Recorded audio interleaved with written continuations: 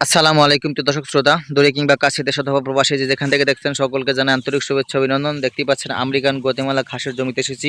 এখানে রয়েছে প্রচুর পরিমাণ ঘাস। এই ঘাসগুলা কিন্তু অল্প বয়সের, এখনও ছোট।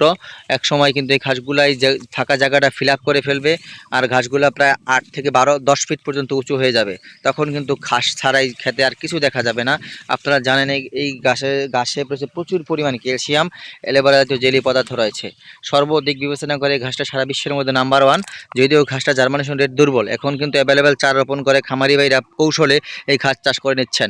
সেই ক্ষেত্রে আপনার পরিপক্ক কাটিং প্রয়োজন হবে অথবা চারা রোপণ করবেন, তাহলেই আপনি এরকম ঘাস নিশ্চিত করতে পারবেন। আর একবার যদি ঘাসটা হয়ে যায় আপনার জমিতে, বছরের পর যুগের পর যুগ এই ঘাসটা কিন্তু আপনার জমিতে রয়ে যাবে, হাই প্রোডাকশন থাকবে।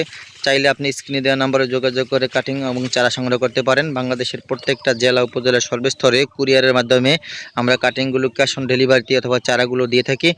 সেই ক্ষেত্রে আপনাকে স্ক্রিনে দেওয়া নম্বরে যোগাযোগ করলেই আপনি সংগ্রহ করতে পারবেন। সকলকে ধন্যবাদ।